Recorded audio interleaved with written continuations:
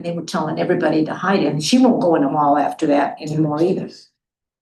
She moved to Kentucky though. Things don't happen in Kentucky like they do in Indiana. Everybody has guns. Well, yeah, I mean, you don't know. See, they all have guns, so I they're. mean, you don't know who you can trust or where you can go or what. Okay, Karen, the embeds to you. Thank you. It's really bad. I got it. I mean, no.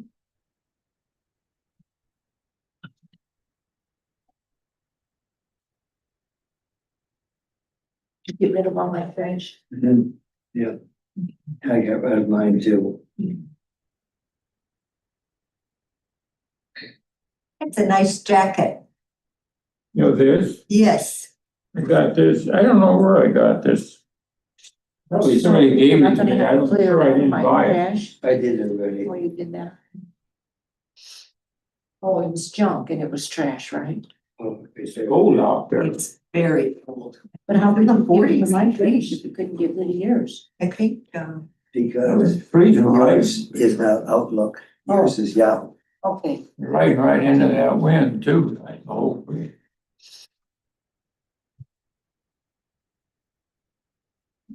They opened up over there. See? Ooh. Here. Yes. Just go to the restroom. Alright. Lunch is ready for everybody. Thank you. Introduction. If you can let the virtual audience know that below their viewing window is a button for them to submit questions. And Karen and I will ask them if we get one of those in.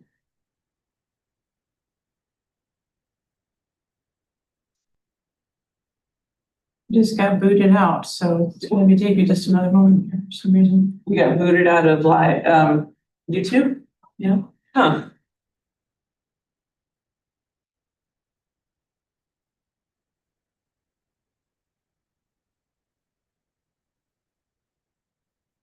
We signed in and everything. I mean,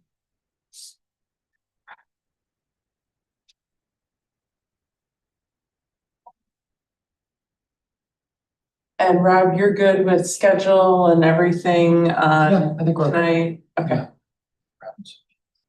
You have made it easy. You and Taryn are always making my life easy. Thank you.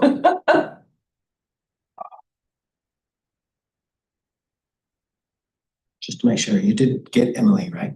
Yes, well, she's here. She's down in. I haven't seen her since like 10:30, so I assume she's here. I assume I assume she's here. I haven't met her yet. So I was gonna go down and grab her now that I have system set.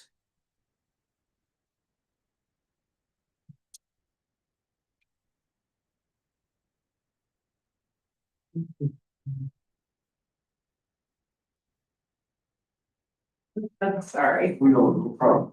Hello. How are you? Oh,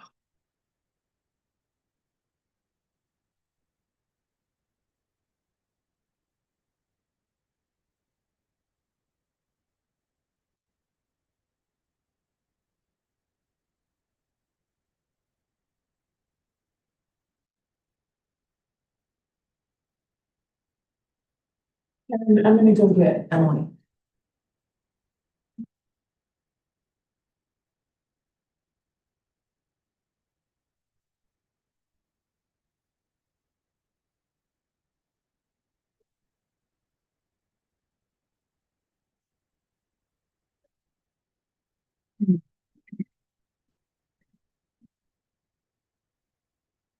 Get through?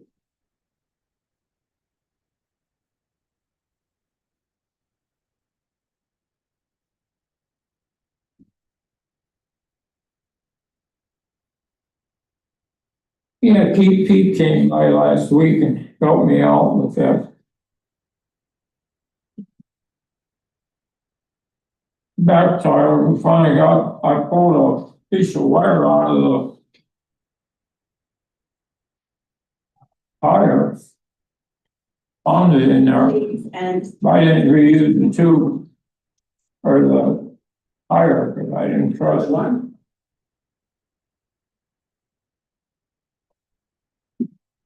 But now you don't have the spare tire for the front one. I'm either gonna have to head over to Walmart tonight and get one, or see if they got one tomorrow, or see if they can save that tire that's flat now. It's not that old, it's not an old tire. Well, don't you have an extra don't you have an extra bicycle? You have Yeah, I a do. bicycle. Oh, yeah, Well, then use a different. I got it outside, for a little year.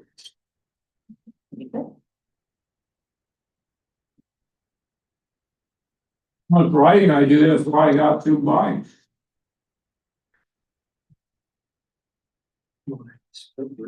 Yeah, and organized it.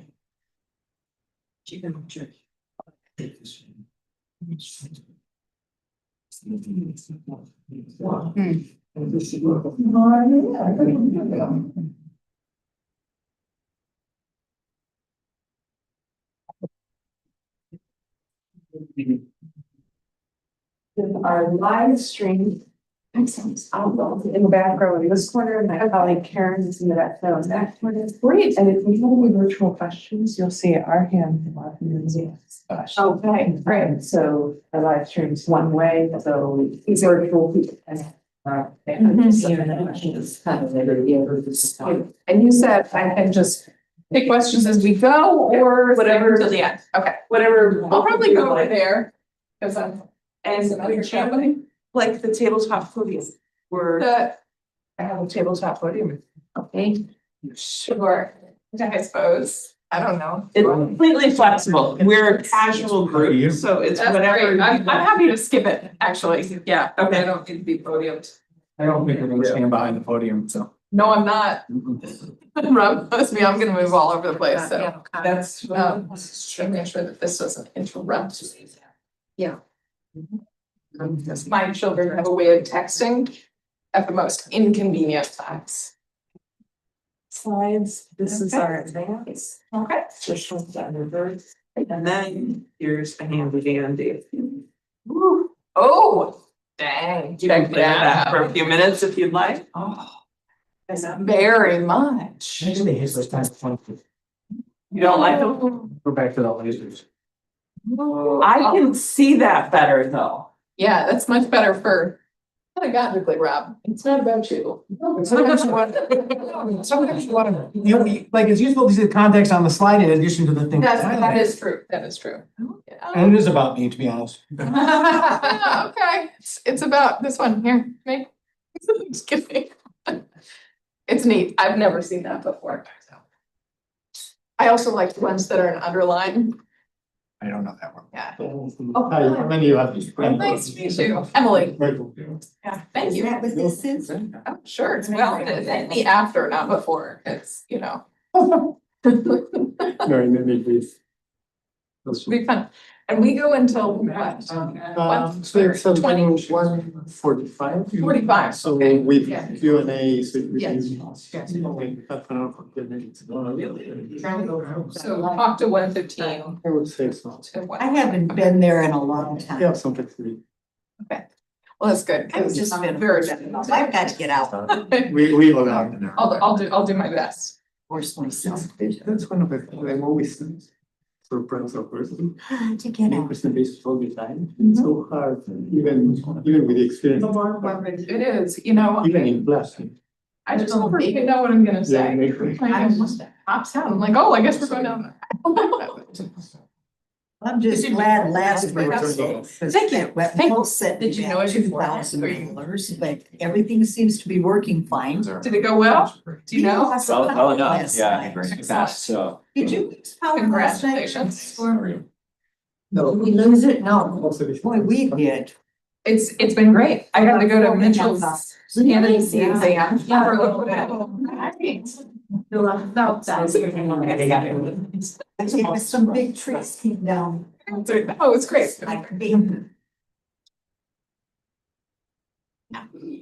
So far. They now, they're just general. No, no. You know, it probably wouldn't be a bad idea. No, we lost it all the time. And the time I lost it, that I melted a gallon of the. Wait, how did you hear about it? Is that always? Exactly. Yeah. I'm in a different time zone, so. Did you have power in your apartment? Did you look for power? Oh my, I was in Italy.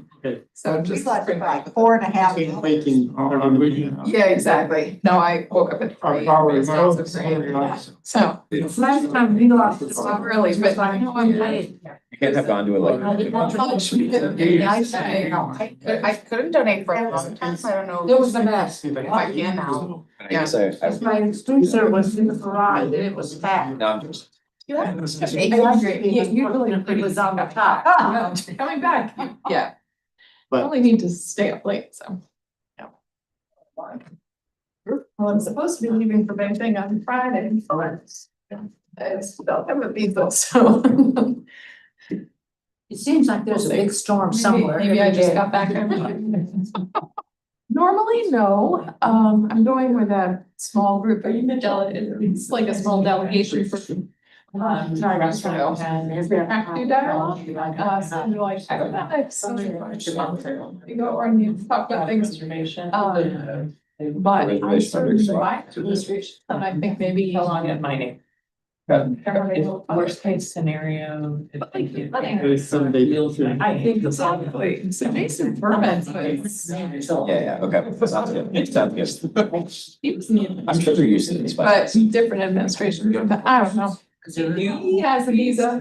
No, I think we're the pledge. That's right. Because last time in George, they did not have the football and they couldn't. I think you sent It it. will then be evaluated. Sent out the. Exactly. Here's the. Yeah, now we always ask for the focal. Yeah, we just- They department before going, because they can. I wrote my hand to them on the sticky. Oh, I'm like, here you go. Just always. Sort of rate my slides. How do you think these? Fear is I actually already had a salad from the garbanzo. We want to go. So. Sure, the answer should have been yes, I just eat cookies for lunch. Yes, I just eat cookies for lunch. Cookies are the aggregate. I think it's standard, it's. Rite of passage that we have, so underwhelming.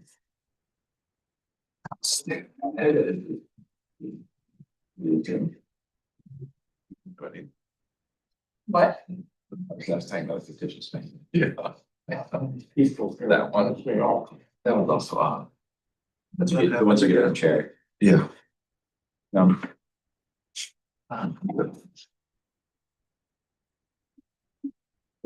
Hello, how are you?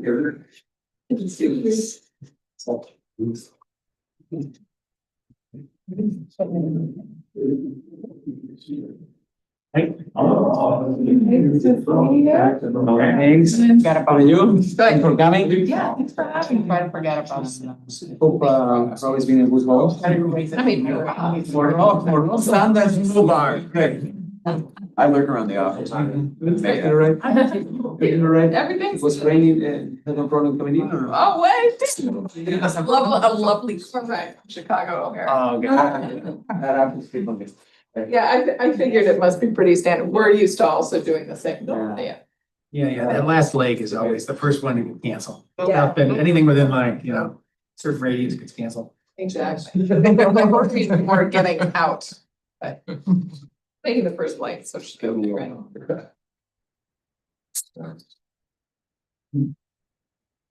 You see that, Your glasses are gonna get those things.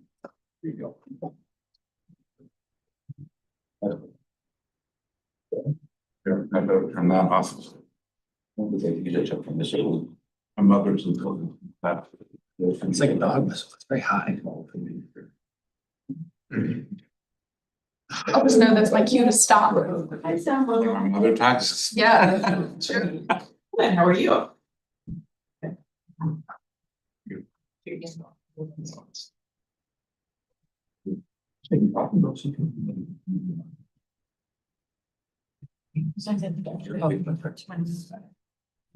Hello, sir. I see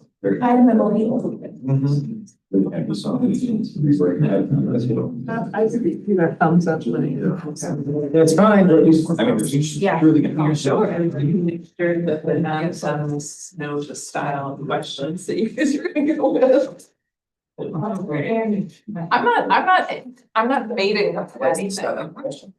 know. There are no citations and no econometrics, no equations.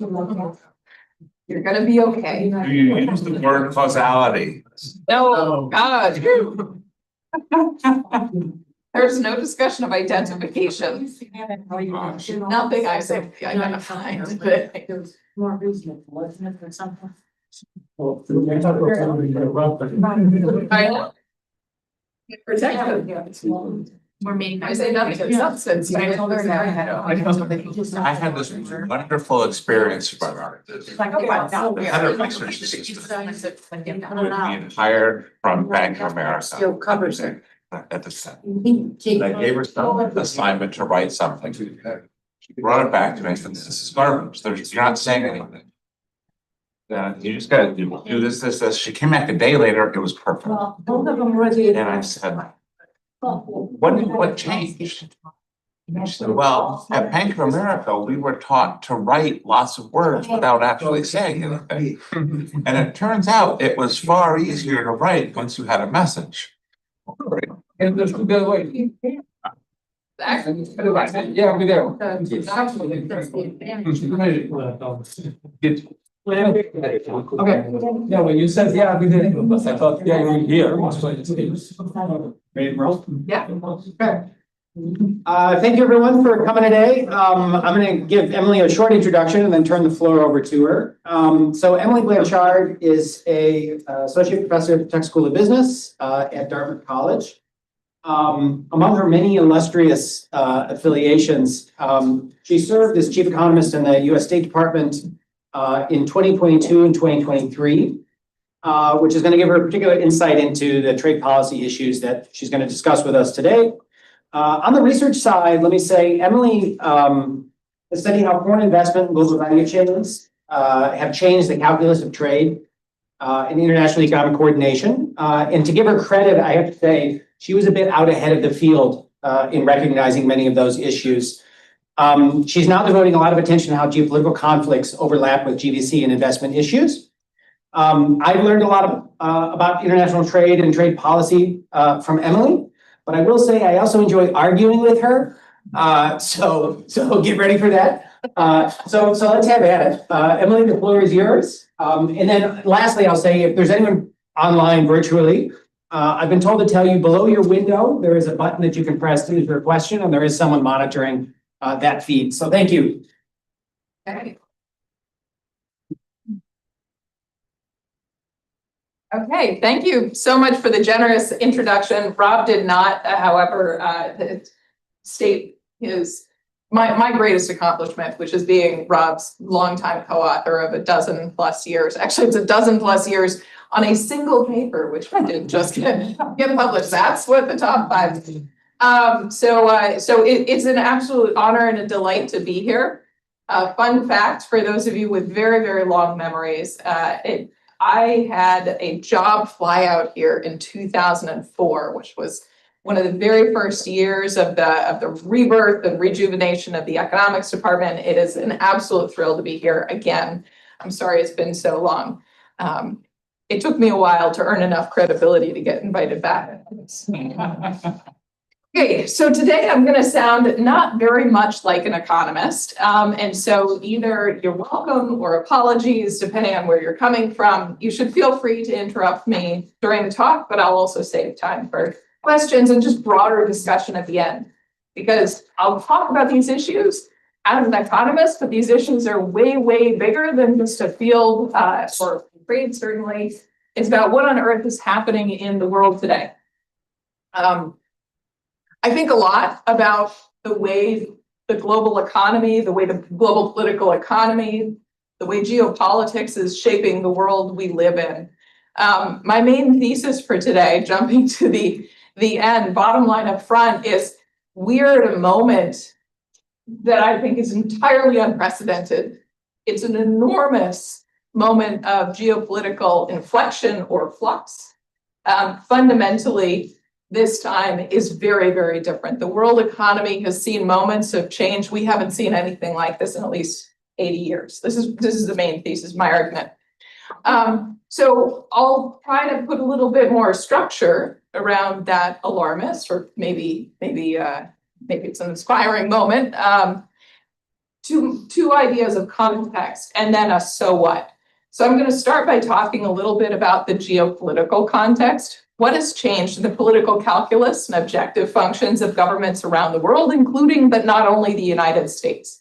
And crucially, I'm going to trace this back before the Trump administration. One of my greatest worries right now is if we fast forward the clock to 6 months from now, or 6 years from now, or 60 years from now, if indeed today is a moment of shift and inflection, people will say that was the Trump administration only. And I think it started long before, and that context is essential to understand what may be in the cards going forward. So I'll start with the geopolitical, and then I'll shift to the geoeconomic. So the geopolitical is rules and objective functions and how governments are thinking about the ways that they would like to shape or see the global economy evolve and their domestic economies evolve. But then I'll talk a little bit about what governments are doing differently, the kinds of tools that they are deploying in service of these new objective functions. And then I'll close with a call to action. We are at a great university in higher education with an incredible responsibility, an opportunity, a privilege, but a responsibility above and beyond all else to try to extract signal from noise. All these things that are happening tell us how to think about, how to grapple with, and how to understand what's changing. And maybe even, and especially for those who are thinking about going into policy roles or business roles or leadership roles in the future, how do you navigate all of that? What are the tool sets at your disposal? So I'll close with a bit of a call to action, designed really around the way that I've shifted since I left the Biden administration at the end of 2023, and returning to the university, such a privilege. How am I thinking differently about the kinds of questions that I want to ask and answer, about the kinds of tool sets that I'm willing to deploy in service of answering those questions? And then just a broader conversation about the license to try to answer and do hard things, and the responsibility to give it a go, even though it's going to be really hard. So I'll share thoughts on all of that. All right, without further ado, let's start with the geopolitical context. I already previewed this, but it's really important. It's very tempting to think about, well, if you think about trade policy a lot, which I do, given my roots, it's very tempting to think about last April 2025 as the turning point.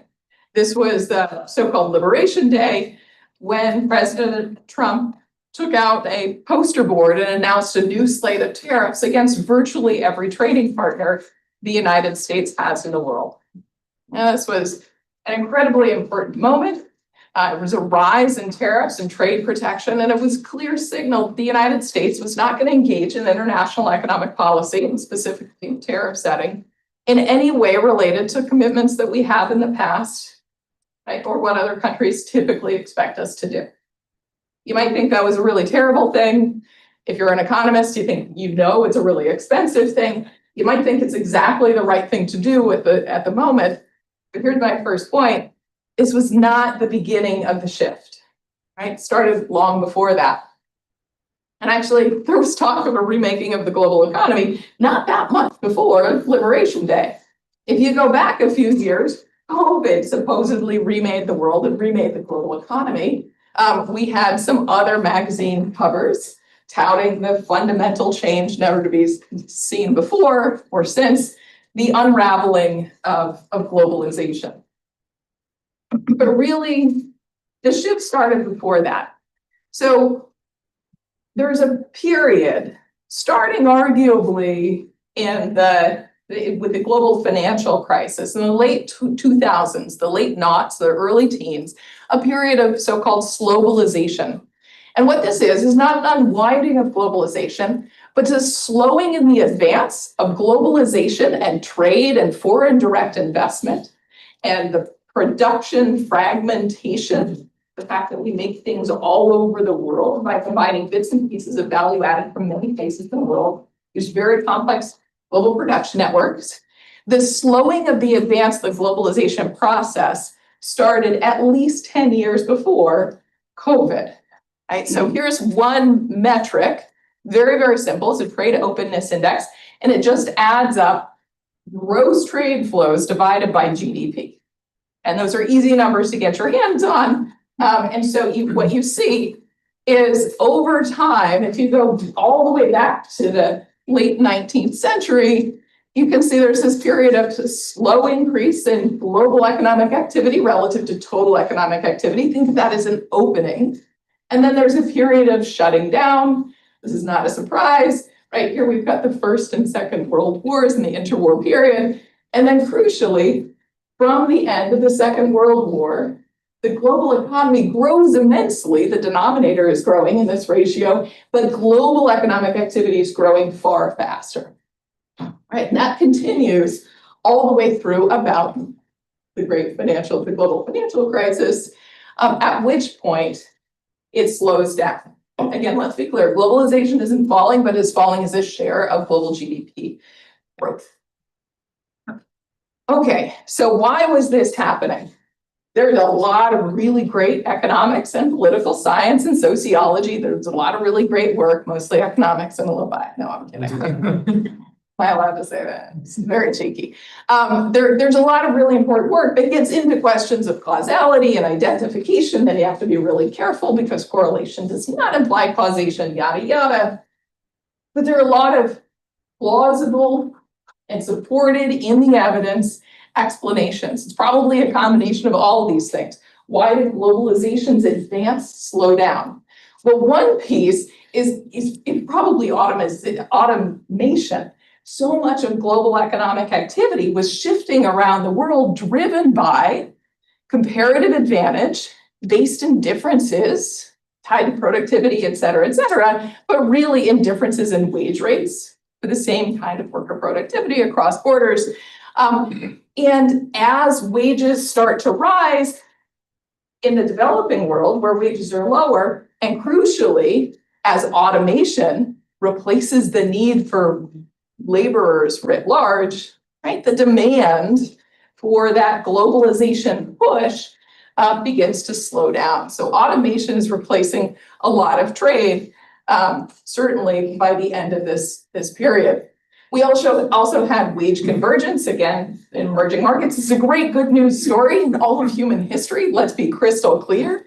If we have wage convergence, wages rising faster in emerging markets, that's a wonderful thing for humanity. It also means that the force is advancing some kinds of globalization, think trade in low-skill, labor-intensive products, textiles, shoes, basic manufacturing goods, that's gonna fall. There's also a story here about shifting preferences. Another great news story for humanity. As people get wealthier, we shift where we spend our marginal dollar. When you're first increasing your incomes, you're focused on making up the needs that you have. You want food, you want shelter, you want clothing. Maybe you want a refrigerator, a washing machine, a car. Most of that stuff, and a lot of it's tradable. But as our incomes continue to rise more and more, which we see in the data, GDP is rising especially quickly in the developing and emerging markets, the so-called middle kingdoms. You have people spending a greater and greater share of their income on services, things that are really hard to trade, but things like healthcare and schooling and the arts and going to the theater. Right? If that's what we're spending our money on, those are not easily tradable goods. And so maybe that's explaining the slowdown in globalization. It's just a shift in what we spend our money on away from mostly goods to goods and services. And then, of course, there's the really big one, which is shifting geopolitics. And this is where I want to focus a lot of our conversation today, but we shouldn't go straight here to politics without acknowledging all these other economic forces first. So shifting geopolitics, at the heart of so much of this is the rising frustration and disenchantment of many workers around the world, particularly in the middle class, particularly in workers who earn an income with the time and the talents and experience working with their hands, right? That are being displaced by automation and by trade, or offshoring, if you want to call it that. And so there's a populist pushback. It takes different forms in different countries, but a lot of people saying, hey, this globalization thing, it's not giving me a fair shake. And so I'm a little less excited about it. And so you start to see a rise in trade barriers. I'm going to show you data on that in just a few minutes. A rise in trade barriers, a slowdown in maybe businesses being willing to outsource or offshore certain kinds of jobs. So you got rising economic nationalism, and a lot of this is tied to rising income inequality, perceived and real, sense that economic opportunities aren't what they used to be. There are also, by the end of this period, rising security concerns, particularly with the rise of some countries' relative power in the world. And I'm thinking here first and foremost of China, but not only, right? You also have a mistrust of multilateralism. You see this in many countries in the world, a real skepticism. What is that World Trade Organization doing? Can we trust this? Where's national sovereignty gone? Why isn't my nation making all the decisions? Is there some external force now with that? Are we?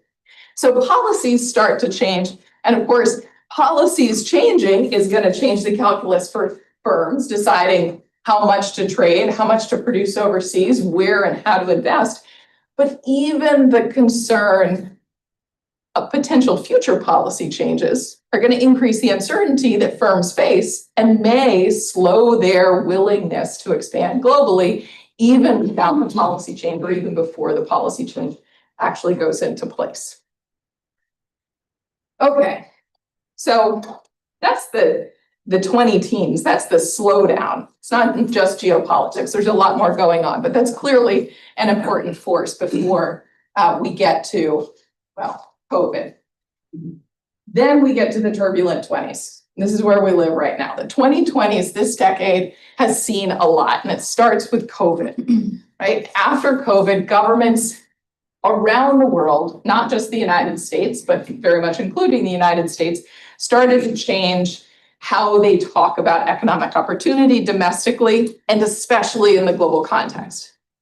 Governments stopped talking about prosperity and opportunity quite so much, and they shift the rhetoric, right? They go from prosperity and growth. Ooh, let's see if I can do this.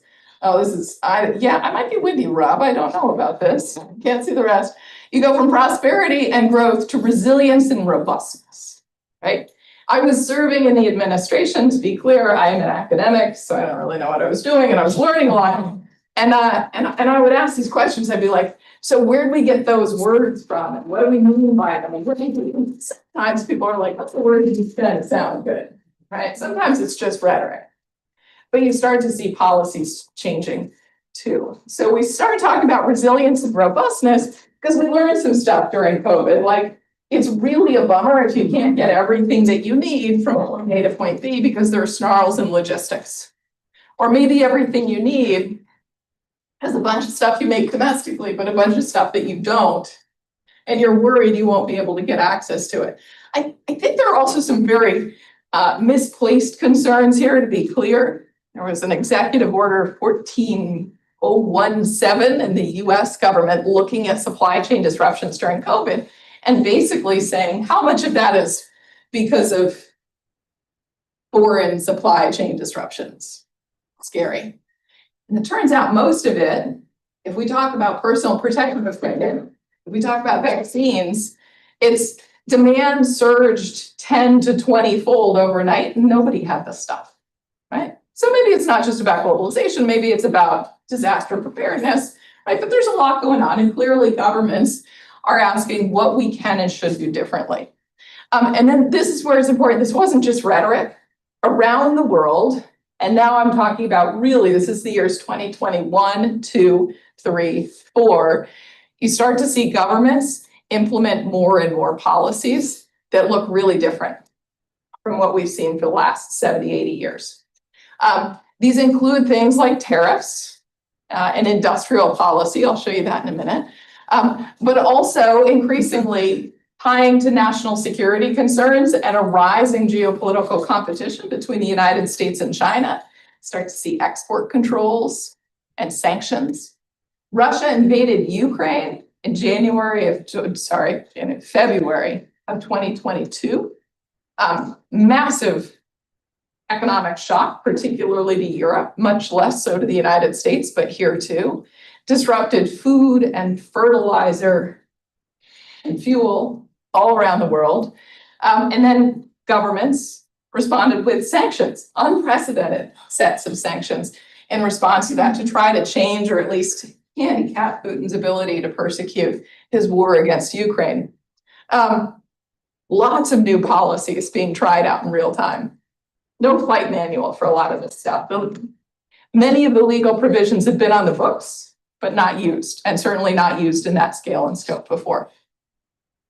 At the same time, that's not all we see. We also see rising distrust between governments, and again, here, particularly between now more broadly the US and G7 and China, leading to things like investment screening.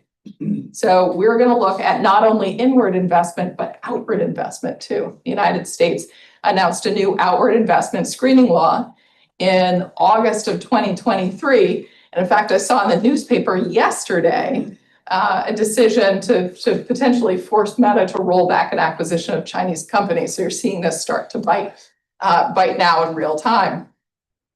At the same time, this isn't all about protection and limiting globalization. There's also promotion. Let's do more here. Let's innovate more here. Let's build more here. And where is here? All around the world. We have a subsidy race around the world, potentially with massive deadweight loss, inefficiencies, potentially worth it because of national security, right? We can have active and rich debates about this. But massive industrial subsidies to encourage at least certain kinds of industrial production. Think semiconductors, vaccines, personal protective equipment. A lot of this is COVID legacy, and a bunch of this is thinking ahead to the future. Some of this is dominating the technology frontier, or attempts to do that, from bioengineering and pharmaceuticals to of course, critical minerals and AI. Okay, so let me show you a little bit of data because I am an economist and I would just get kicked out if I didn't. So I'm going to show you a little slide buffet to make a couple of points. Again, the big meta point is the shift in the way countries and governments have engaged recently, are engaging today in the global economy, is not just a Trump thing. Okay, so point number one, protectionism was already rising way before Trump came into office. This is from a data source, Global Trade Alert, and it's just counting up, very simple measure, the number of interventions in trade around the world, so by all different countries, every year. Global Trade Alert, and if you know Simon Evenet, who started this data project, has a very vested sense on this. So he says harmful is protectionist, liberalizing is what he would consider innocuous. So from an economist perspective, let's be clear, harmful just means throwing sand in the gears of global commerce. It's definitely more expensive. It is harmful to aggregate economic well-being. Some folks can say and will say it's absolutely worth it in this context or that context. I'm not going to disagree with that, but it's just raising trade barriers. Okay, so you see an increase around the world. Notice I've stopped here in 2023 intentionally. We're pre-Trump, and you see this rise in protectionism, particularly post-COVID. So who's raising these trade barriers? Lots and lots of countries. So 2023, let's just draw a little heat map around the world and ask who are the importers who are imposing new protectionist trade policies. So look, mostly these are tariffs. Sometimes these are import quotas. Who is imposing the most new controls? Obviously, you see the United States, lots of Western Europe. These are frequent flyers, but India jumps off the map. If you know anything about the political economy in India around trade, this is not a surprise, but it's important to recognize This was not just the United States throwing up trade barriers, right? It's not just Western Europe, it's lots of countries. Is this Yes. including sanctions? Sorry? This is including sanctions. Great question, yes. The import sanctions, but not tax. Yeah, but it would be like sanctions against Russia, that would be very. Yes. That's fine. Correct, but these are only trade, and most sanctions, as I'll show you in a minute, are financial. So it's not gonna have all of them, but yeah, good point. So who's getting targeted by these protectionist policies? Lots of countries targeting everybody. Think of something like the US Section 232 tariffs on steel and aluminum. Those target absolutely everybody. Those date back to 2018, still in place. But lots of countries being targeted. Target in chief, number one, China gets targeted more than anybody else, right? Maybe not a surprise, but you can see it's very expensive. Notice the United States is also getting targeted a lot again, so with Western Europe. Here's another metric, thinking about governments' focus on limiting international commerce, throwing sand in the gears to try to shape the contours of global economy and who is trading what with whom. This is very specific. This is something called the global entities list. This is the United States keeps a list of companies, sometimes organizations, could be individuals, but usually it's companies, where the presumption is you're not allowed to sell a product to anybody on that list, right? And there's often a list of products and a list of companies. Most famously in 2019, the US put Huawei and ZTE, some Chinese tech companies, on that list and said Americans can't sell to them, like blacklisting them from the US related commerce. Notice that the US really took off again right here and around 2010 started listing more and more companies. This isn't just Chinese, this is not just tech, but that's a piece of this.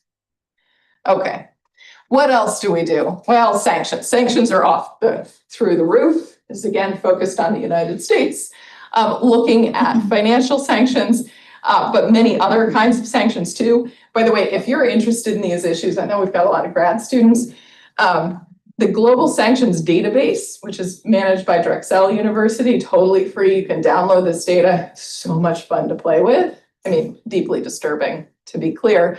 But you can figure out like who are the countries involved, what were the sanctions about, when were they imposed, and what kinds of sanctions are they. It's a little interactive that I pulled from the New York Times. What you see is our sanctions, again, really just take off through the roof, right? For lots of different reasons against everybody from individual banks to individuals associated with autocrats. Danny Ortega's family's on here, right? Yeah, okay. What else are we doing? Well, we've got investment screening. I told you that's a big one. So the number of countries around the world who say we're going to actively look at least in some sectors, the sets of firms or individuals who are buying our domestic companies and investing in our country, we need to know, and we're going to carve out the right to block those acquisitions or those mergers. Sometimes to block greenfield foreign direct investment built from the ground up. Right? The number of OECD countries with investment screening mechanisms, ISMs, are about a dozen in 2007 to 82 in 2023. And let's be clear, this is part of a concerted effort by a number of countries, particularly G7 countries. And yeah, absolutely the United States saying everybody should be paying attention to who's investing in whom, at least in certain sectors, infrastructure and technology in particular. Okay. Okay, same thing, different metric. Looking at the US specifically, US CFIUS cases. So we have something called the Committee on Foreign Investment in the US that's designed specifically to scrutinize investments into the United States. You can see the number of notices, the cases or acquisitions getting scrutiny is rising dramatically, and the number of investigations is going up too. Okay, this isn't all about protection again. Governments are largely and conspicuously trying to slow down global commerce and investment and trade. But they're doing more than that. they're spending a lot of money. They're engaging in industrial policy, promotion, right? Subsidies, often underwritten by taxpayer dollars. And what we can see is this is data from the IMF, just looking at the number of, not the dollars worth, but just the number of new industrial policy measures implemented. And here we're just over the course of the year in 2023. And you can see the number of notifications to the IMF on these industrial policies is increasing dramatically. So number one, there's a lot, rising to almost 2,000. But two, and this is the huge change, industrial policy for decades was all but a dirty word, at least in advanced economies. You said laissez-faire policy, right? If the market doesn't want to support an industry, right? You think the government's going to do it better? You got to balance market failure with government failure. We all know these things. We learned them in early economics. Well, that whole conversation changed dramatically. I think before COVID, but especially with COVID, lots and lots of governments said actually it's really important that we have this sector, that sector, and this sector. And some of this is about geopolitics, again, especially related to technology. Some of this is about emergency preparedness, lessons learned from COVID. Some of this is countries saying, well, if they're doing it, then we've got to do it too. Think green transition policies. There's a lot of climate spending that's involved here too. What's really interesting is in 2023, there were more new industrial policies in advanced economies than emerging markets. For most of the 20th century, industrial policy was something that emerging markets and developing countries engaged in, and the advanced economies stayed away from it. This has totally changed. And just here's another really important set of research questions. What does it mean for industries, infant industries, if you think there's learning by doing or there are agglomeration effects, what does it mean for the ability of a developing country to compete or carve out a space in this emerging market in a particular sector if the rich countries are spending, because they're going to outspend you orders of magnitude, right? Just might not happen. So the really important questions related to this, the IMF is working on it, and a number of others. Yeah. Do you know if this plot is this supposed to be the accumulation of a flow? This is just cumulative new measures. Exactly. So every year I expect this upward sloping trend because Oh yeah. No, you'd expect it to rise. The key is something beyond 2023. Yeah.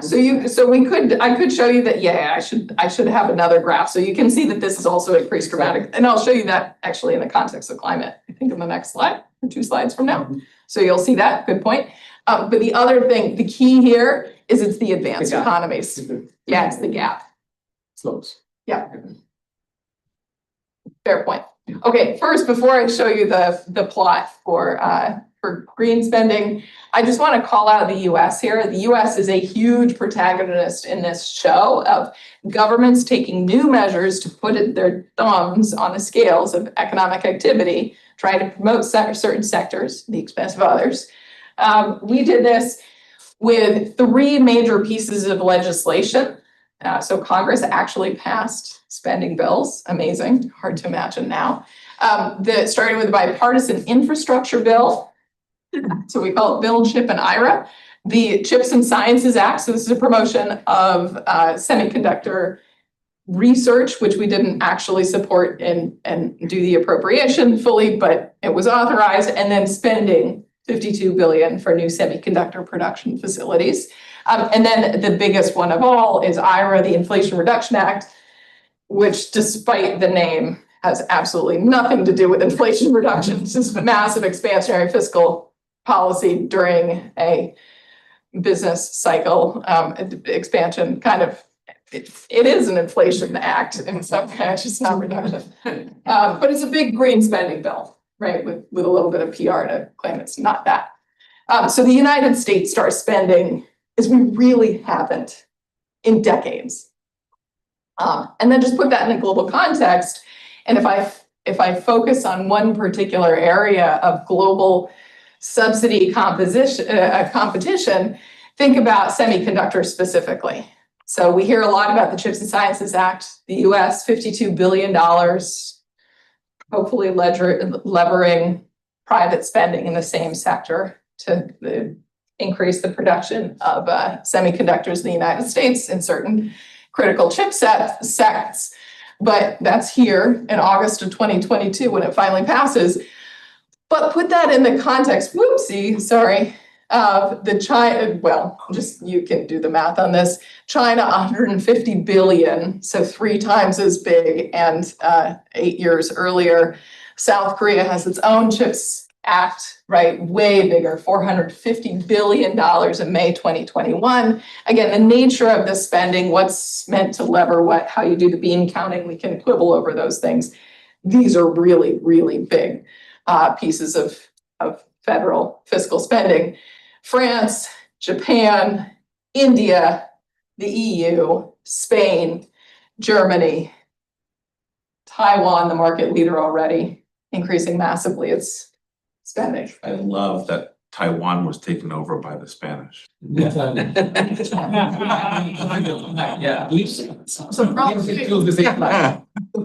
I will say, I have noticed this before, I should really update it, but it's, yeah, I gotta talk to Dylan Fisher about this now. Skills, yeah, seriously. Okay, and as promised, here's one time series, very specific. This isn't just global subsidies, this is estimated spending. This is from Bloomberg, from BNEF. If any of you are working in environmental policies, you know that this is one of the best sources for data on it just broadly in climate transition spending and economic policy. The BNEF has been looking at global spending on the green energy transition. So much of this is levered by government spending, not only, but also regulations and rule changes to induce investment into this critical sector. And you just see it rising really, really rapidly over time. Okay, so the upshot of all of this is things were already looking very different before Trump was reelected at the end of 2024. And most of the data I showed you is not for the United States, it's for the world. So it's not just Trump and it's not just the United States. Governments around the world had already entered a new era of managed trade, right? It was next generation industrial policy plus a host of measures, a lot of them learning to fly the aircraft in real time, using things like sanctions and export controls and investment screening, and yeah, tariffs and quotas to try to shape where, how, and with whom value is created in the global economy. Yeah. I don't think you want to go there, but do you have any sense of why? Why did this happen? Why? Why did all of this happen? I mean, I think that it's geopolitics, it's distrust of your median voter. It's a sense that our trading partners can't be trusted. But that seems like symptoms of something. I think it's symptoms of something. Without going into a long IR seminar, I think I'm fairly comfortable saying that the way a number of governments have talked about their roles in the global economy has changed in really important ways. In the last decade, it's clear the United States and the way it thinks about its role, I'll get here in a second, has clearly changed in the last couple of years. It's been quite. But if I The theory of the cases. hypothesize that it is driven by China's rise as a somewhat managed economy with a managed trade, they're extremely successful with it. And that response to that is, okay, we need to manage too. Yeah, so yeah, if you can't beat them, join them. And a lot of this is, and a lot of the rhetoric certainly, and some of the policy details are a direct response to the Made in China 2025 industrial policy in Beijing. A lot of this, if you think about the timing, some of this is response to Crimea, Russia's invasion of Crimea in 2014. A lot of this is about climate change, the recognition that markets might not totally get right. The pricing of carbon, especially if we're unwilling to tax carbon in many countries. And so some of that is going on, at least on the promote side as opposed to the protect side. There are a lot of different pieces here, right? And I don't think it's any one of these. I'll also add technology fundamentally shifts the calculus in a lot of important ways. There are many who argue, and I don't agree with all of them, but there are many who argue that some of the new technologies, like agentic AI, are first past the post technologies. If you're not first, you lose. It's winner take all. I don't know that I agree with that, but if that is correct, then the theory of the case on geopolitics changes dramatically. So, yeah, we can talk about this with a glass of wine over dinner. Just yes, excellent. I don't know the answers, but I know that I see governments changing the way they talk about the role of government in domestic and the global economy. That started changing somewhere around the global financial crisis, right? And then really shifted post-COVID. I mean, you can read this in the policy documents out of virtually any government in the world. I spent a little while doing that. Not scintillating reading, but you can now use AI to summarize it. The key is, I just want to get back here, governments are talking about changing not just what happens in their own economies, but they're talking about trying to shape the world outside their borders. They have extraterritorial objectives. And I think we can go back in history, and you can look at many countries over time, absolutely the United States, many of the great and quotation marks, colonial powers with enormous influence around the world. It's clear they were trying to shape the entire global economy. They had extraterritorial objectives. But certainly, since the end of the Second World War, most of that was sotto voce. Like, you did not say out loud the fact that you were trying to shape things in the rest of the world unless you were providing global public goods, like open navigation of the seas or peace, maybe rule of law. Like, we didn't usually say it out loud. Now we're trying to say, actually, we don't want, or Jake Sullivan, the US National Security Advisor in October 2022, announced, we do not want China's AI technologies to accelerate any more quickly. We want to maximize the delta between US technology and Chinese technology. This is really quite unprecedented. Sorry, question, please. Been talking about how governments change a lot, and one thing that I've been thinking about is when you do have this increase in protectionist policy, do you see any change in like who is implementing it? Is it the legislature or is it the executive? Like, is there an inflection point there, like when Modi was elected, is he signing more ordinances, or is the Lok Sabha actually just passing more legislation that is protectionist? Yeah. Because like if they're both, I mean, I think either way is interesting, if they're just everything's increasing over time, or if there's a point where like it changes from more of a legislature to an executive power. Yeah, that's a great question. I haven't, that's an excellent question to write a thesis about. Look, one of the things that I've come to appreciate is every government does it differently, super differently. And even if you look at something like, the classic separation of powers in the United States, legislative, judicial, executive, and in this case, we're really focused on the executive versus the legislative and who's really driving the train. On promote notice, most of the spending has to come from Congress, at least. Okay, that's loaded, but yeah, so according to our Constitution, Congress has to make those decisions about spending, and so the promote's going to come from Congress, continues to. On the executive side, the executive has a lot of power and has become very robust in using that power to try to shape policy. Other countries have different divisions to begin with, and how that's evolved over time really, really depends. The other thing I'll say is, even with the executive, if you're thinking about writing your dissertation on this, which I think is a great idea, even within executive branches, the way different countries organize their policy-making apparatus and who pulls which levers, super different.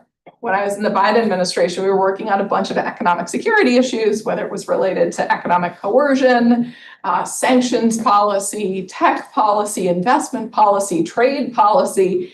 Working with the Europeans is a whole different kettle of fish because they've got the European Commission. But if it relates to national security, it should be the member governments. So should I be talking to France, Paris, or should I be talking to Brussels? Very complex. Japan, very different system.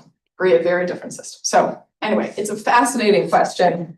And I do think it's worth, as you get into questions around how policy is created in the global economy today, it's really worth diving into the details of who decides what and who has decision-making power over which kinds of tools, because you can't understand the sausage coming out on the other end if you don't understand the mechanics within each government. Great question. Okay, and then Trump. Okay, and I'm not going to dwell too long on Trump. And let me be clear, I'm saying Trump round 2. Trump round 1 was different, but not that different. Trump round 2, in context of the global economy, very different, right? So first thing that we think of in the Trump administration, this makes sense in terms of global economic policy, is of course Liberation Day, right? The announcement of these new so-called reciprocal, not reciprocal tariffs in April of 2025. And you can see, just putting them in a historical context, right? The United States had not had average tariffs anywhere near proposed levels from last spring since Smoot-Hawley in the interwar period, right? So this is a huge change. But let's be crystal clear, tariffs are not the least of it. When you think about the global economic landscape, it's about alliances, it's about partnerships, it's about norms, it's about territorial sovereignty, and the action of Venezuela, maybe, the conversation about Greenland, absolutely no question. The actions involving the Strait of Hormuz, the actions in Israel, these are a really, really big deal in the global economy. And whether justified or not, whether you agree with them or not, right, you cannot deny that they fundamentally changed the way that the United States is thinking about its obligations and opportunities in shaping the global economy. And it's also changed the way that our trading partners around the world, partners, allies, adversaries, think about the potential for US actions. A lot of you are economists, so if you think about it in terms of game theory, I think a lot of the actions that used to be considered off of the equilibrium path, a lot of our trading partners, a lot of our allies, and again, adversaries or strategic competitors around the world are probably saying, actually, maybe some of those things are on the equilibrium path, or maybe we're playing a totally different game. Not quite sure. So this changes things pretty dramatically, okay? So that brings us to today's moment, right? So in the spring 2026, it's clear we're at an inflection point. Let's recognize many of Trump's stated objectives. And now notice I'm not saying the United States, I'm saying the Trump administration. I'm not doing that to be cute or to be coy or to be partisan. I'm doing it because the Trump administration has carved a very, very specific set of objectives, right, that are quite new. So the Trump administration is outlining many objectives that are really familiar. Better shape for the American working class. Fairness, national security, and sovereignty. A lot of these talking points, if I ask ChatGPT to rewrite them using older language and rhetoric, I wouldn't be able to differentiate them from Biden administration talking points. Foreign policy for the middle class, America first, remarkable overlap in terms of what it might mean for trade protection, right? But some of these objectives are really new, and certainly some of the strategy is really new. Stated territorial ambitions, it's totally new. Also just the scale and the scope, and the kinds of laws that the United States is deploying in service of some of these new policy tools. So for example, the IEPA, the International Economic Powers Act, Emergency Economic Powers Act, unprecedented to be used like this. Okay. Supreme Court struck that one down, but we have more replacement actions coming up every day. So what's clear is we've entered a new era of economic statecraft. Governments intentionally, and the United States especially, trying to change what the global economy looks like. Who it's serving, what it's advancing, This is not let markets decide. This is, we're gonna have a decision about how we wanna shape this thing and go forward from that. So uncertainty is very high. You hear this from business leaders all the time, right? They just say, well, here are the investments we're not making. Here are the new employees we're not hiring because we don't know what's going to happen in the future. And these are large, often sunk investments. You also see that unilateralism has gone way up, right? Countries aren't talking about doing things together. They're saying, well, how do we protect our hives?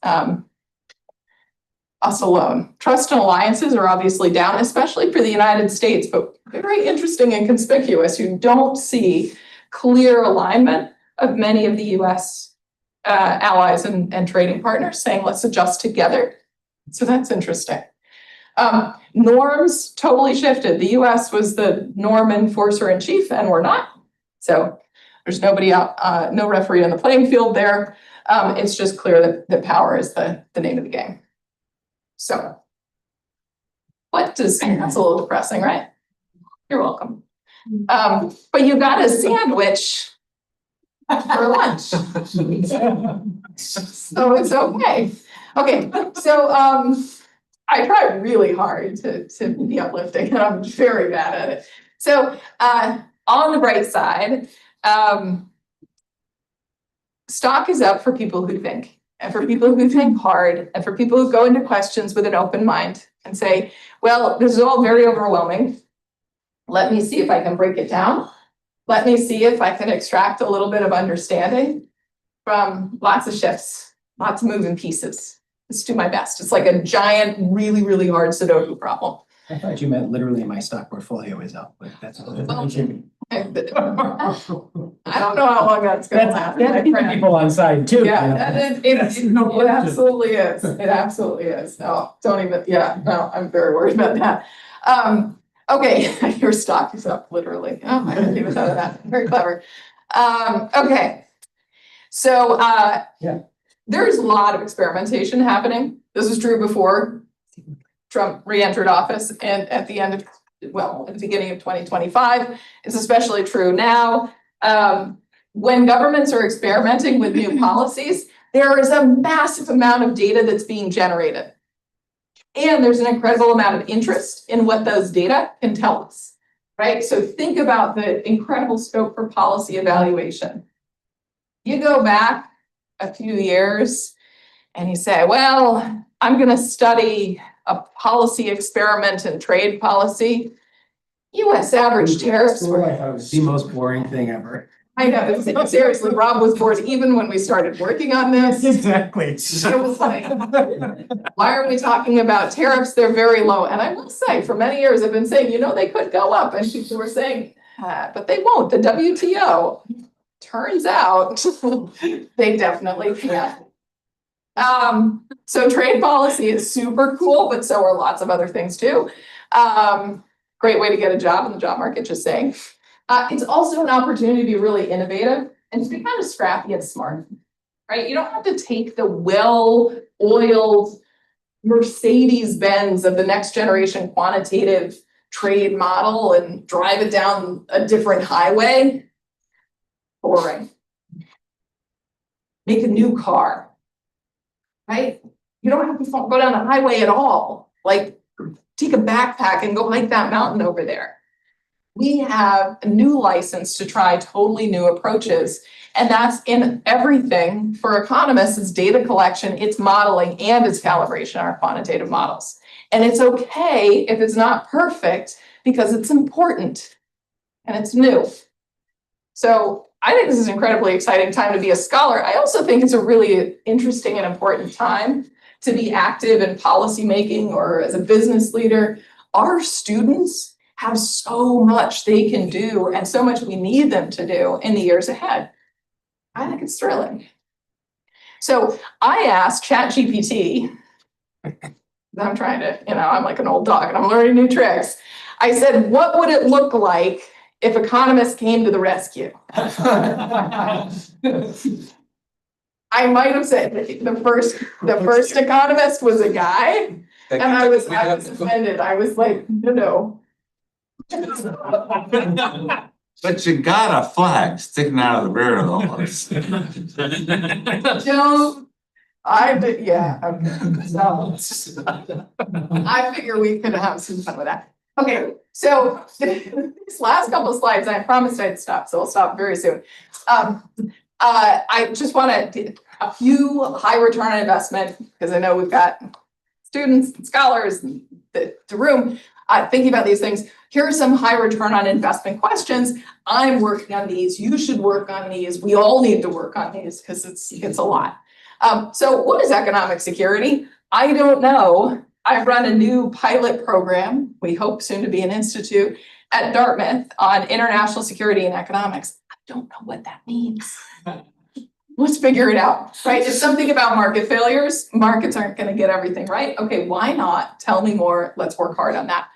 How do new technologies and geopolitics interact to shape innovation, market power, labor markets? And these are not separable questions. They all go together. And so that's hard to model. Let's do it anyway.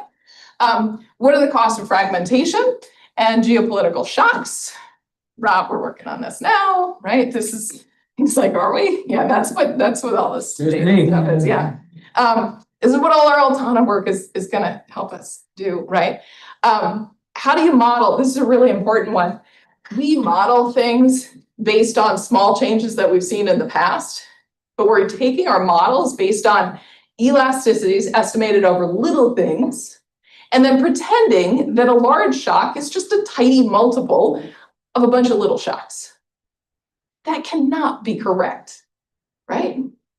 But to do it correctly, to figure out what the real answer is, how we respond to a really big systemic shock, we're going to need to build a new model, which means you have to be innovative, scrappy, smart, and willing to take intellectual risks, which is overwhelming, but super fun. So we should do that. Also, transitions. We got a lot of steady states. If you're into dynamic modeling, this is your moment to do it well.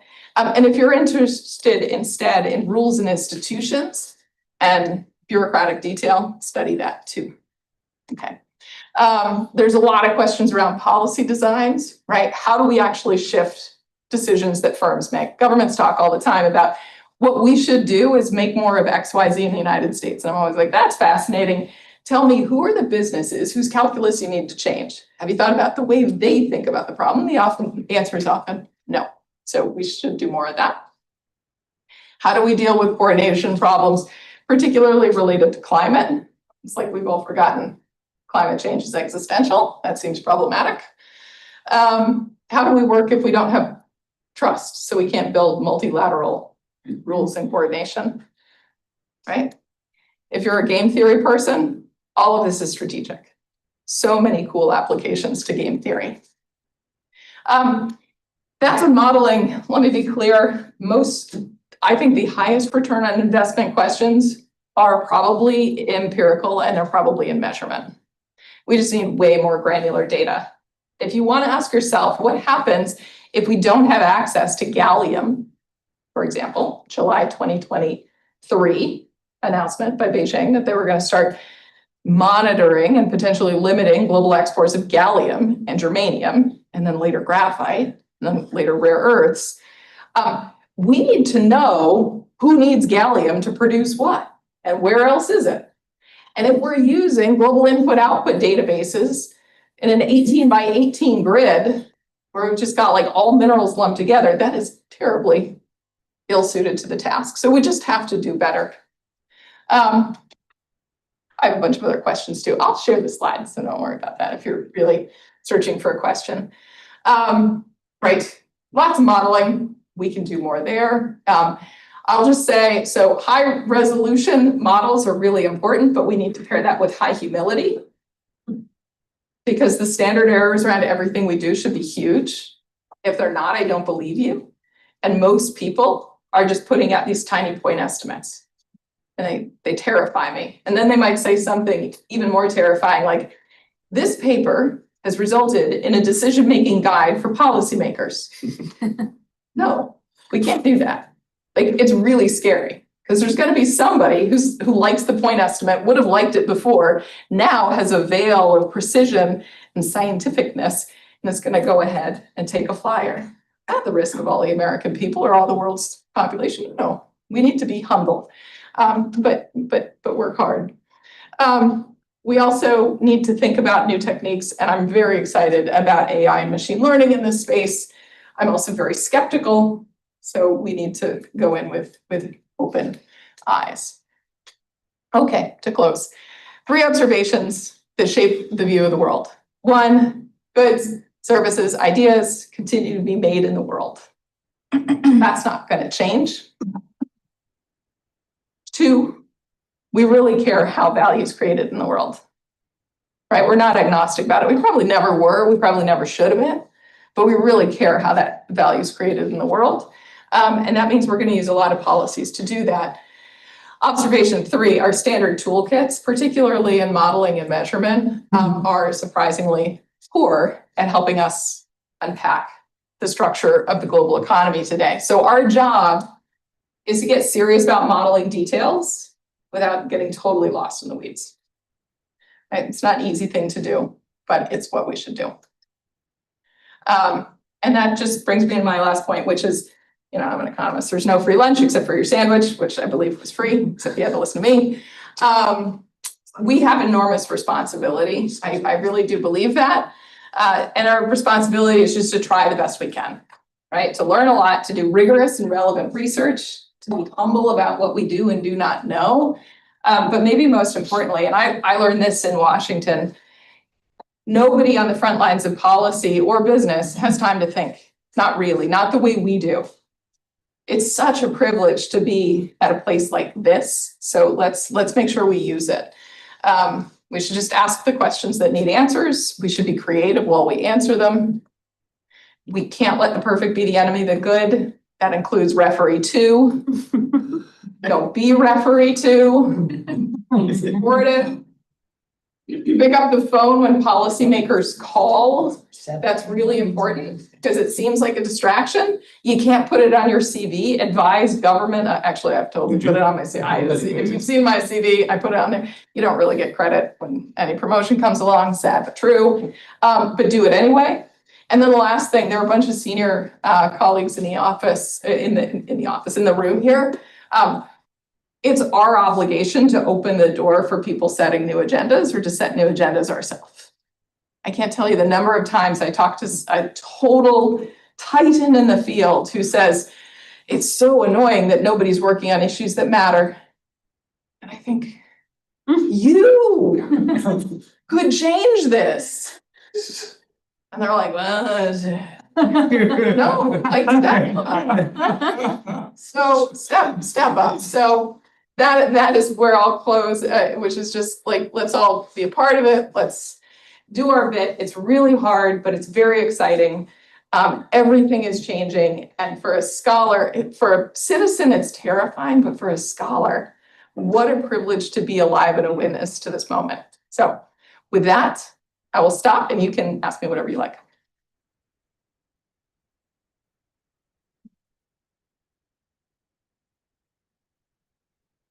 Yes, please. Thank you for your interesting presentation. One of the key elements which really ensures economic security is controlling chip industry. Yeah. Semiconductor. Trump is working very hard to induce TSMC, Taiwan, Samsung from Korea. What do you think that the future holds for US to have access, control the chip industry? Yeah, it's a great question. So without going too far down the semiconductor microprocessor rabbit hole, it is worth, and I'm guessing you're right on top of this, but it is worth just separating. There are semiconductors and then there are semiconductors. So there are chips and then there are advanced chips. The chips themselves, so the 10 nanometers plus the memory chips, like those are almost a global commodity, and I'm really not worried about those. It doesn't take that long. Yeah, it's expensive to build a facility, but you know, a few $1 billion, what's that between friends? Like that is okay. And actually one of the big concerns there is that you can have global overcapacity, this chip subsidy race. There's real concern that firms will overbuild and the market could fall out because it's really low margin stuff. But the advanced semiconductors, the logic chips, and particularly like the sub 5, sub 3 nanometer chipsets, where global production is concentrated almost entirely in Taiwan, slightly old numbers, but like 90+% of the advanced semiconductors, again, think sub 5 nanometer logic chips, are produced in Taiwan. The remainder are produced in South Korea, as you said. Were something, heaven forbid, to happen in that geography in the world, there's massive disruption. So I think there are two things. So countries around the world have a strong invested and demonstrated interest in inducing more production diversification. It doesn't have to be on US soil. And I think that's incredibly important. And one of the great concerns that I have is that many countries will say, we need to have our own facility. And if everybody tries to do it part way, it's not going to happen. The United States could succeed in having in fact, we will, a limited number of advanced semiconductor process production facilities here in the United States, physically. Most other countries won't be able to do that. If they bound together, there could be a couple of nodes. So maybe, I don't know. The other thing to keep in mind with production chipsets is it's not just a one and done with the actual fabrication, with the fab. You need the inputs, and you also need assembly, packaging, and testing. And so building those distinct ecosystems upstream and downstream, outside of potential adversary control, is really, really important. The US Chips and Sciences Act actually did that. They appropriated $500 million, which is peanuts, but it's not nothing, to developing capacity for upstream and downstream complementary production in friendly countries. I was involved in some of that work. Great question. Following up on his question. Yeah. Did it work? Is it working? Because we can appropriate money and then nothing happens. So what to the extent that you know? Yeah, to the extent that I know, yeah, the 500 millions worked fairly well. It was a bunch of basically feasibility tests to figure out where in the world would be complementary downstream production. So there was a short list of countries. Costa Rica is one of them. They've already got Intel facilities. A few other Latin American countries, a couple other Southeast Asian countries. Yes-ish. The question is, how much do you need? Like when it comes to economic security, it's always security from what? What is the shock? Because you can be secure against one kind of shock or one short duration shock, but not another. So how would you change your presentation, say, if you were giving it at CEPR to our European friends? Because they have different focus, different. Oh, I gave a version of this in Canada. You want to talk about apologies? I'm sorry. I'm sorry. No, you just don't. I don't. Really, You know, there could You be gotta some, speak their language. you know, there could be some Canadians in the room whom you're offending now. sorry. Sorry. I'm sorry.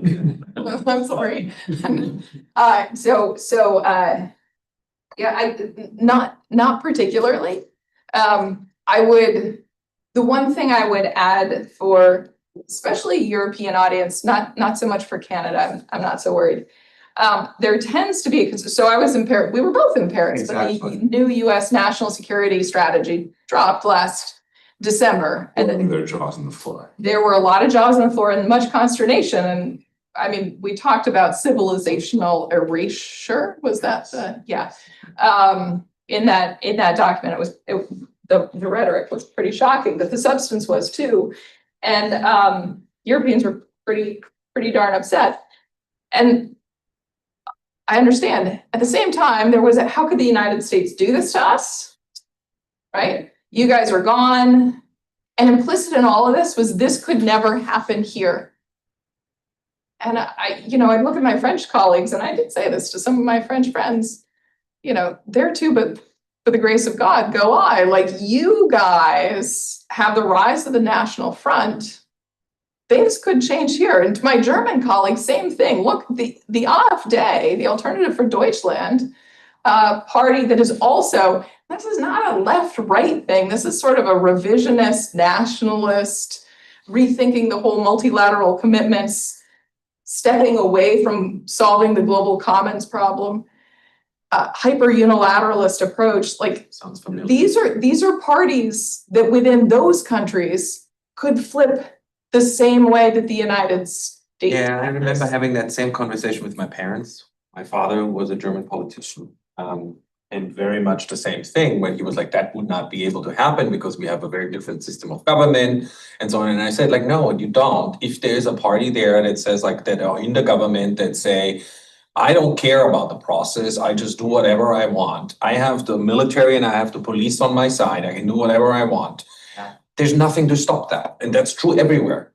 I fear that As long as you have the executive power in terms of, the actual literal power, you can do whatever you want. That's what I think what most people in the US don't understand, and I think in a lot of other countries don't understand, is that in the end, power is in, and whoever has the physical power to control people has also the political power in the end.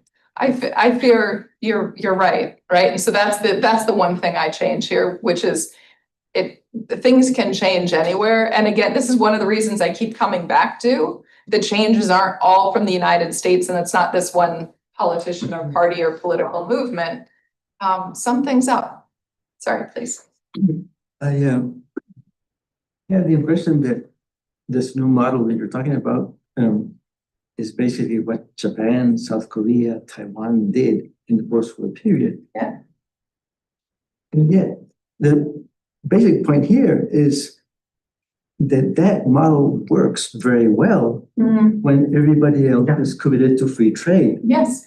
But if everybody then adopts that model, the whole thing goes havoc. Yeah, I absolutely agree. It's tough because the United States, I think about sometimes US policy, and there were colleagues in the Biden administration who would take these very native protectionist stances as well and say, well, so-and-so can do it. South Korea can have industrial policy led growth with selective protectionism and managed trade, and it's worked really well for them. Why can't we just do the same thing? And the short answer, maybe we'll try, but the United States is fundamentally different. We're like an elephant in a phone booth, and every time we turn around, we knock everything, or an elephant in China shop, I guess. Every time we turn around, even if we don't intend to, things break. And if the United States recuses itself from its historical, since the end of the Second World War, role in upholding a rules-based system and maintaining institutions and norms and buy-in, the world changes. It's exorbitant privilege in so many ways, and it's incredible opportunity. And I'm just very Cordell Hull-like in my just going back in history in my belief that the United States has a special exceptional role. We can't do it and pretend that the world will continue on in the same way. And that might not be fair. Might be good for the United States, might be bad for the United States, but I think it's true. Yeah, I thank you very much for the presentation. I feel like the research part is a free lunch for the grad students because we can take a lot away. So I'm also thinking very hard about like what constitute the economic security, because I feel like that's a lot of like government's objective, and we need to take government objective into account to rationalize all the industrial politics. So one example I'm thinking about economic security, for example, in China, like the Chinese government want all stage of the supply chains to be produced domestically. Yep. So that's maybe one part of what they think about economic security. I feel like the other question we should ask, do you think that kind of objective is good or is rational? Like, for example, like in trade, we know the sufficient statistics, like the share of consumption domestically. So we like the gain from trade should be maximum when our share from domestic is very small. Yeah. But we're thinking about China because everybody in China, they want, like when they promote their own company, they always promote like, oh, how much of our input are being produced localized. I think it's not a phenomenon only in China, it's also in US. So do you think like this is the right incentive that government should adopt? Also like like whether like we should take this incentive into account into think about industrial policy? Yeah, great question. One thing, so two reactions to this. I mean, one is you take the classic ACR welfare formula, you look at the preference structure, we have gains from variety and consumption. Like it's very specific to CES. It's, well, and that is the perfect illustration of why not all models are suited, right? If you build a welfare function that's based on aggregate gains from trade that sort of assumes under the hood that you want to consume a bit of everything, that's going to cook your books in a very specific way. But two, more broadly, I think it is very clear to say that the dual circulation strategy pursued by China since really under Xi Jinping, since 2012, which parallels very closely the dual circulation strategy pursued by Putin since at least 2014, some argue closer to 2010. This idea of export to the rest of the world, but make sure you have all that you need domestically. This domestic resourcing idea, that's not based on national aggregate welfare, right? That's based on minimizing the disutility if you're cut off. So it's just a totally different objective. And I think it just helps us enormously to start asking these questions, like what is the objective function? And of different people, like the social planner interested in the greatest good for the greatest number on economic grounds, absent major economic shocks or heaven forbid global conflicts, it's going to be super different, going to give you a different set of policy interventions than an objective function that's sort of planning for the worst, like a Minimax or Rawlsian kind of objective function. So I think that's where I would play. Yeah. Thank you for this very provocative talk. I guess I have a question and a comment. The question is, it's clear from your presentation that we are coming to the end of a historical cycle, right? I think so. My question is which cycle is it? Are we coming to the end of a historical cycle that started in 1945, and so we are going back to a world that is essentially closed in terms of the economy? Or is the end of the cycle a cycle that started in, let's say, 1990, and so now we have a world that is relatively open but is stabilizing at a kind of the push toward openness that we saw for 30 years. It's now coming to an end. It's a great question. I mean, the short answer is I don't know. My sense is I completely agree, we're coming to the end of the cycle. When I think geopolitically and in terms of how governments see their role in markets and in the world, and again, especially solving global commons problems, whether it's open navigation of the seas or rule of law, I'd say it goes back to 1945. Whether it's true laissez-faire, let's just let companies do whatever they want, not think too hard about market power and like not get it, think of it, all the deregulation push and the sort of stepping away from antitrust regulation. A lot of OECD, G7 type countries just not as worried about market power. Maybe it's the 90s, I don't know, somewhere in there. But I think where we're entering, it's not going back in either case. I think it's fundamentally different because of a couple of issues. One is, again, climate. Like it really is a big deal. And it's a fundamentally different problem because it's truly global. One could throw pandemic preparedness in there too, if you think that there are global public health crises on the offing, and my sciencey friends tell me there are reasons to think past is not prelude and we should expect more and worse. But to me, technology is actually just the huge game changer in all of this. The way you think about winner take all technologies and what it means for market power at the firm level, but also the control of technologies. We're going into an environment, which I didn't talk about here, but like companies, a handful of companies already have vastly more power than the vast majority of countries in the nation state. We may be going into a period where nation states are senescent.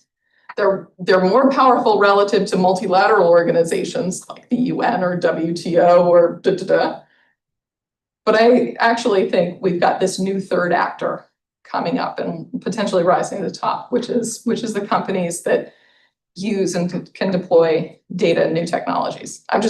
It's just a thought, but I think that means we're not going back to anything that's familiar. Which again, maybe it's a great opportunity. I'm not just a Cassandra doomsdayer, but like, it's different. I'm reading your conclusion. Oh, Expecting a change, from inflection point we're in now. I wonder, do you have an idea what kind of a change?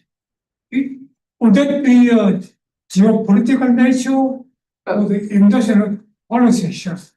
it's both. You have some ideas of? Yeah, no, I think it's governments with a change in social contract. I think a change in the way governments are willing to experiment in policy. I think we're probably going into a less peaceful, less secure world. That might be for a long time. That's kind of what I'm imagining. Again, it's like a decentralization of power and a decentralization of an agreed theory of the case of both how the world does work and how broadly we want the world to work. Why do you say decentralization of power? Well, or re-centralization away, again, it's away from a set of nation states working together with a fairly common set of objective functions, norms, and institutions. I think it'll be governments acting more unilaterally, and then I think it'll be more institutions state actors. never had any real power to begin with, realistically. I agree. They would only had as much power as the member states would. Yes, which is why I keep saying norms. So the institutions, like the WTO, what are they really gonna do, right? But don't tell our colleague I said that. But there isn't a disciplinary action. The International Trade Organization is conceived with like a judicial arm, as initially conceived in 46. Never came to pass. It's just no government's going to give up that power. At least the United States wasn't about to. But we had a rule enforcer, a norm enforcer of the United States saying, but this is the way we're going to do it. And we had a bunch of other countries that were like, yeah, we also agree with that. We will enforce these norms too. But if enough of them, and crucially, I worry that without the United States, the whole thing kind of falls apart. So yeah, and then the institutions themselves, without the norms, I agree, paper tiger. Yeah. Do we have time for one more? You're in charge. I see the world, through a lens that would say the troubles of Western society, of probably all societies, is due to the inability to basically deal with globalization, digital revolution, and now AI revolution.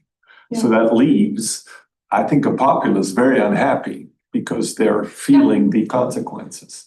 And I'm not seeing measures put in place that the populace is made aware, here's what's coming, and that's what we could do and what you can expect. I agree.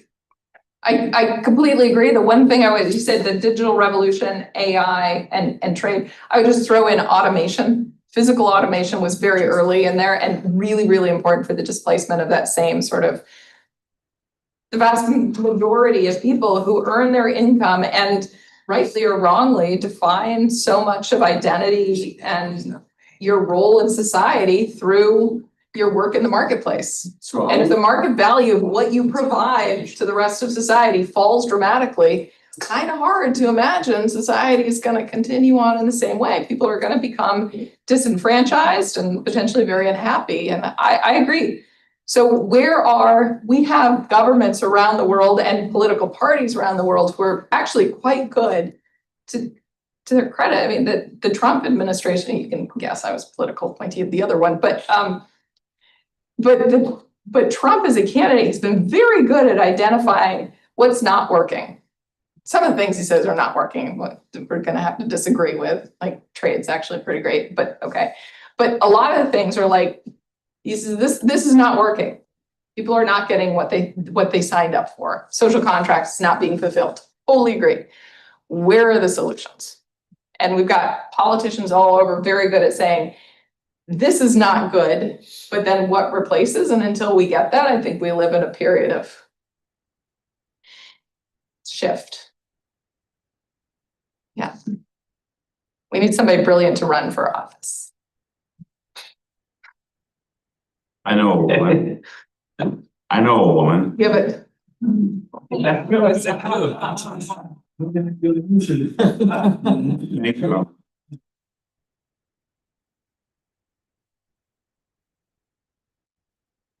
I will hear the senator from New Hampshire. I am so unelectable. Oh, you've said it to me before, you are the